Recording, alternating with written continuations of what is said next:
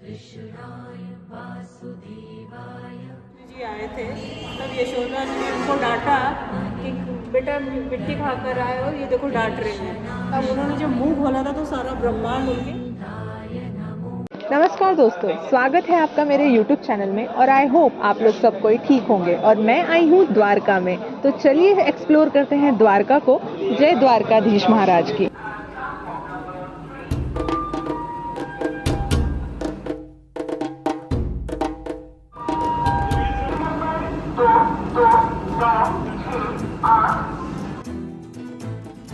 तो हमने हमारी जर्नी शुरू की द्वारका की वंदे भारत ट्रेन से, जो कि अहमदाबाद टू ओखला थी। और शाम के 6 बजे ट्रेन निकलती है और आपको 12 बजे द्वारका पहुंचा देती है। ओखा वैसे बोला जाता है भेट द्वारका, पर मैं द्वारका में ही उतरी थी क्योंकि मेरा वहाँ पे होटल बुकिंग था। एंड देन उसके बाद ट्रेन चलते ही हमें मिल जाती है चाय खूबसूरत व्यू के साथ।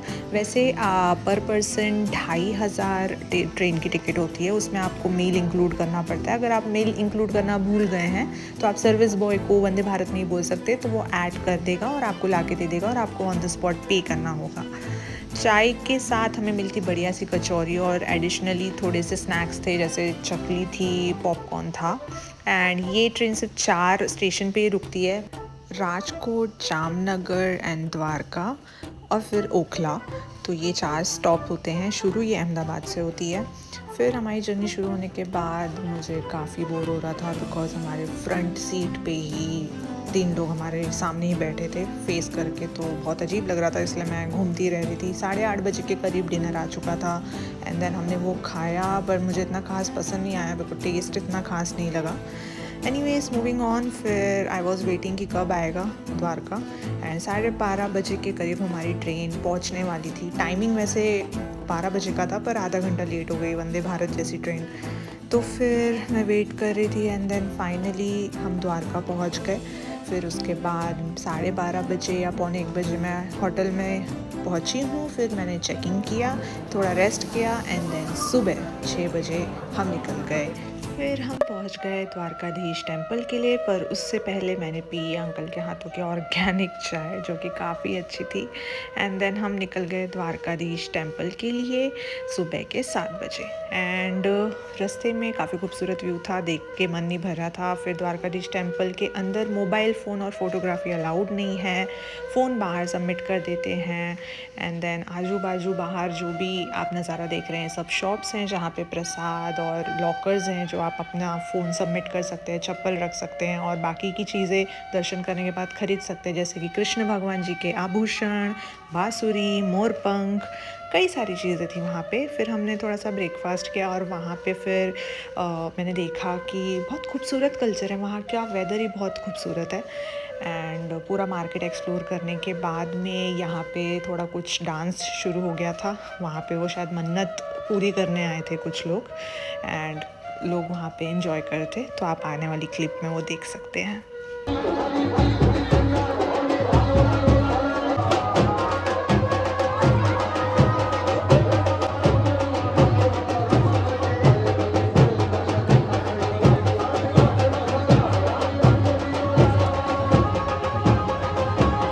फिर हम निकल गए ब्रह्म कुमारी टेम्पल के लिए, जहाँ पे कृष्ण भगवान जी की झांकियाँ थी और हर एक झांकी कुछ ना कुछ रिप्रेजेंट कर रही थी।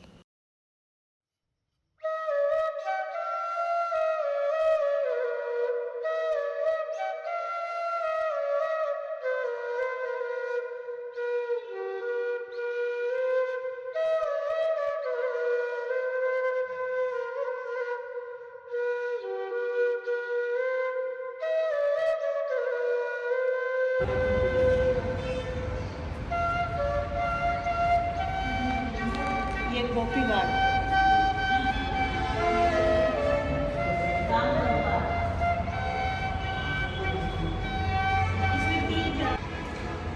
ये कृष्ण जी का बचपन इसमें दिखाया गया है। और यहाँ पे राम दरबार दिखाया गया है, 3 झांकी दिखाई गई है यहाँ पर। और यहाँ पर गोपियों के साथ रास रचाते हुए श्री कृष्ण। वैकुंठ धाम है ये। हाँ, ये मतलब वैकुंठ धाम में मतलब कृष्ण जी के 3 दर्शन इसमें दिखाए गए हैं। रास रचाते हुए राम दरबार और उनका बचपन।